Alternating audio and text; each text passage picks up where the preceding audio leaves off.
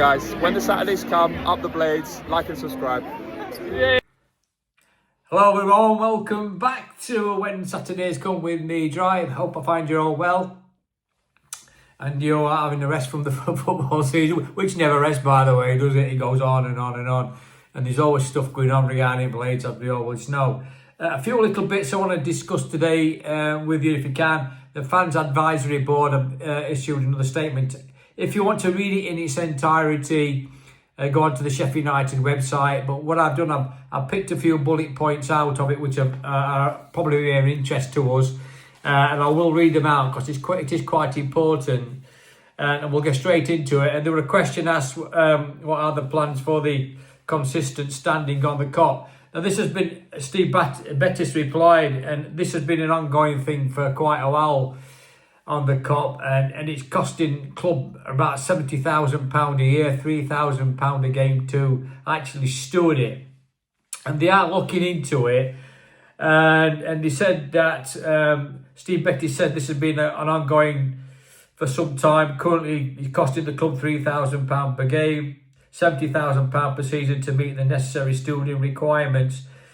And if this wasn't implemented, it could mean Kop being closed down. So the top bottom line of this is the club are now looking at the possibility of finding 3,000 places standing area if it works out about the same amount of money as £3,000 per game. So they are going to be looking at that because it's really important. You know, it's been an ongoing situation for some time, and I think the club really now are getting their heads together on it, and I'm sure they'll keep the Fans Advisory Board and us and let us know what they're going to do with that before the beginning of the season, I hope. So that is one major thing that's really been brought up, and good on Fans Advisory Board to bring it up and get it, and hopefully the club will now deal with it because it has been an ongoing problem for some time.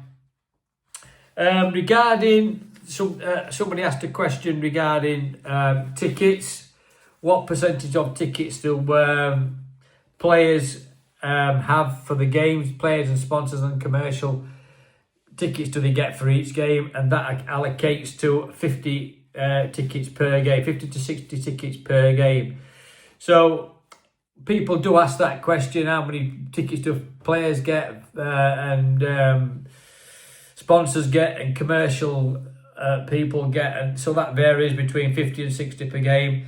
And commercial customers and sponsors typically account for 5% of the away ticket allocation as well. So that's a question which were brought up. The other one is an interesting one. I found quite interesting myself, actually. I don't go to many away games myself, but I've always been interested in this. How many individuals actually apply for ballots? And the question is, this varies on several factors, including the demand for a specific game. The lowest ballot was 508 for a single game, and the highest was 4,011 for a game. So that depending obviously which team it is, how far it is, etc. and etc. The ballot's success is completely random, depending on the number of tickets available versus the number of applications submitted. So that makes sense, doesn't it? No supporters are excluded from the ballot. So each club has its own policy on that. For example, can parents apply for children who are under 18? They can, but the ticket information is clearly communicated regarding any age restrictions before the game. So you make sure you read that before you actually apply for it. Ballot entries. You are allowed up to 8 applications for each time you apply at one time. The allocation that allows for families, groups, and for friends to hopefully sit together if you apply for in the ballot for a ticket. Your chances are exactly the same whether you apply for 1 ticket or whether you apply for 8 tickets. So it is random. It's picked on that basis. So whether you want 1 or whether you want 8, everybody has the same chance. Regarding season tickets, a question: 64% of supporters who have renewed the season ticket have opted for a digital ticket. So that's an interesting one. So everybody, hopefully that might be a bit quicker going through the turnstiles. I don't know, but mine's digital. I don't have any problem with it. So I think it's up to each individual. Some prefer a ticket themselves, and some obviously prefer the digital version of that. Again, these are just bullet points from coming out of the fans advisory board with the meeting with the staff at Sheffield United. So if you want to read or update every question, you can go on it and have a look. I've just picked a few out. Regarding the pre-season tour, there will be a training camp somewhere, but there won't be any games played during the training camp. We don't know where that is going to be yet. I guess it could be some kind of warm training weather somewhere away.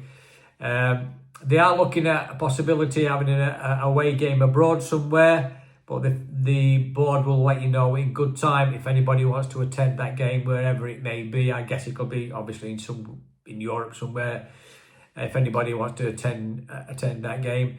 No pre-season friendlies will be played at home, which I've mentioned before, because the pitch has been dug up and being relayed, and obviously it takes time for it to bed in, so that'll not be available to the new season. Which brings me on to transfers. My God, I tell you, you're better off just going on your holiday and forget about it, because what will be mostly all the players are on holiday anyway. The agents will be touting players around from one team to another. There's lots of names being banded around. I can put on here a list of 10, 15, 20 players that Sheffield United supporters what might think they're interested in. You can see it on X, you can see it on Facebook, you can see it on other social media sites. 95% on it's rubbish, I can tell you that factually. But these names keep bringing up. Ollie McBurney's name were brought up. You know, in just my opinion, would you want to re-sign Ollie McBurney? Is he an improvement on what we've actually got? My opinion is no. I don't think he is. I think we've got to look for much better than that now if we want to get into